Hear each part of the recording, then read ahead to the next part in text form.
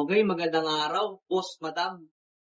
Okay, magandang araw. Thank you Lord, may panibago tayong gawa ngayong sopa at binigyan mo kami panibagong biyaya. Thank you kay Boss Carlos D. Malanta, taga Sampaloc. Walking lang siya dito sa shop at nagpagawa ng L-type sopa na ganito kalaki. Okay, unang-una, sukatin muna natin yung sukat.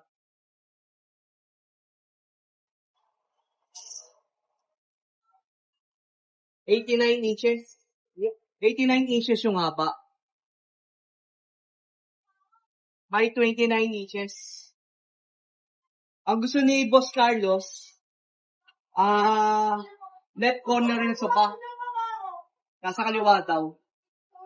Either pwede rin yung kanan, kung gusto nyo, pwede na natin ilipat ito.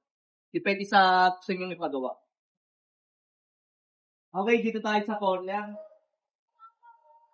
Ang sukat ng corner niya, 54 inches. Mahaba rin, no? Meron kasamang stool, ottoman.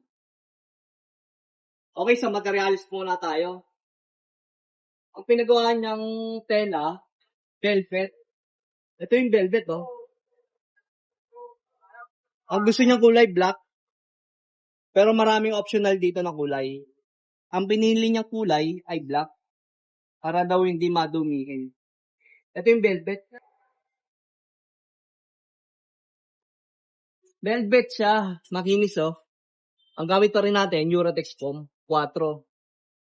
Ito ang kagandahan dito sa design natin. Buong buo yung pagkatahi niya.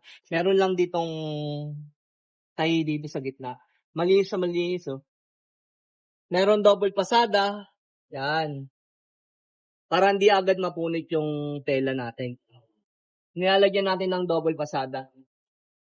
Ito pong kabilang sopa na to, kinasadya niya mahaba para humaba yung kuwan niya. Ang ginawa niyang haba dito, 60 inches.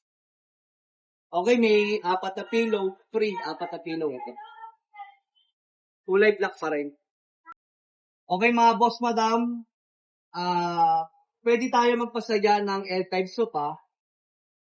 Pwede yung corner nyo, pwedeng ilipat dito. Is either left corner facing corner at right corner facing. Okay, dito tayo, pakita natin kung anong klase yung paa nito. Ito yung paa niya, PVC. Ito yung ilalim na pangilalim ng sopa natin ginagamit. Malinis siya, oh. Yung paa, plastic, PVC to. Matibay din naman to. Ang kagandahan nito, tinutornilyo namin yung pagkakabit dito. Hindi lang basta papo. Kasi pag papo, matatanggal agad to. Ito, nakatornilyo tayo. Kaya quality siya. Yan. Upo tayo. Ano, solid, oh. Relax ka dito, Boss Carlos. Ang ganda ng pinagawa mo.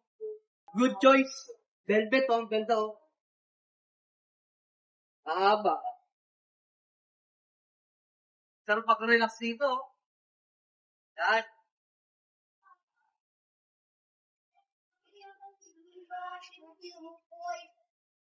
Thank you po. Punta na po kayo dito sa Arif Furniture Shop. At maganda po talaga ang gawa namin. At marami po nagpapagawa. Thank you po.